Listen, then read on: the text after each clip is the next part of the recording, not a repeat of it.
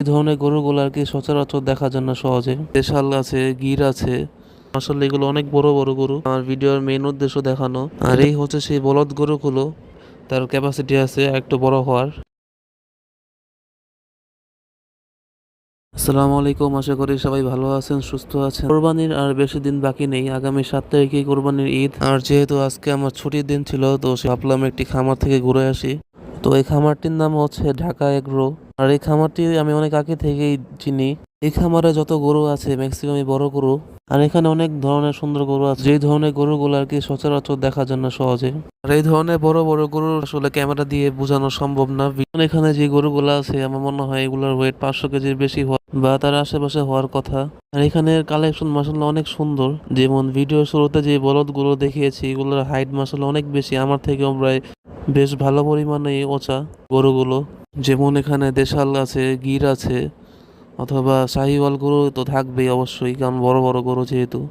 আর গির গরু আমার অত্যন্ত ভালো লাগে, মাসাল্লাহ সুন্দর গরুগুলো। বিশেষ করে গির গরুর মাথা অনেক সুন্দর হয়ে থাকে মাসাল্লাহ। আর এখানে গরুগুলো বিশ্রাম নিচ্ছিল, তাই এগুলোকে আর ডিস্টার্ব করলাম না।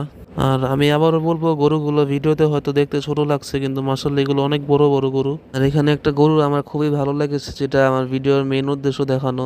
এটা হচ্ছে একটা পাকড়া, কিন্তু গরুটার প্রিন্টটা মাসাল্লাহ একটু ইউনিক ক্যাটাগরির, মানে অনেকে বাংলা লিঙ্কও বলে থাকে।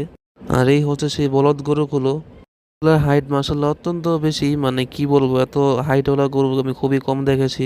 আর আমার মনে হয় ব্যক্তিগতভাবে এই গরুগুলোকে আরো 1 বছরে পালন করতে পারলে মাসাল্লাহ অনেক সুন্দর হবে। কারণ গরুগুলো আমার মনে হয় আরো তার ক্যাপাসিটি আছে একটু বড় হওয়ার।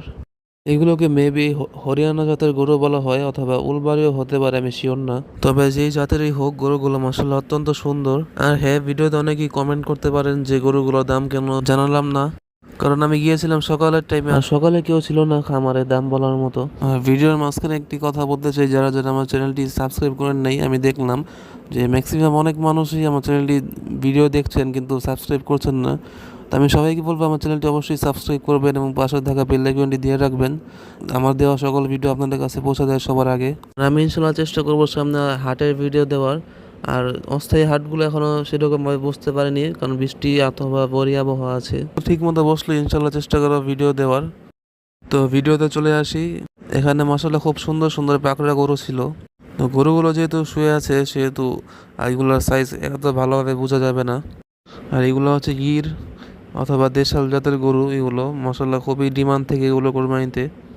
আর এখানে তাদের ঘরের গাভীর বাচ্চাও ছিল কিছু ছোট ছোট, মাসাল্লাহ খুবই সুন্দর এবং কিউট। তো আজকে ভিডিও এই পর্যন্তই। আপনারা সবাই আমার চ্যানেলটি সাবস্ক্রাইব করবেন ইনশাল্লাহ, আশা রাখি, এবং আমার জন্য দোয়া করবেন। আসসালামু আলাইকুম।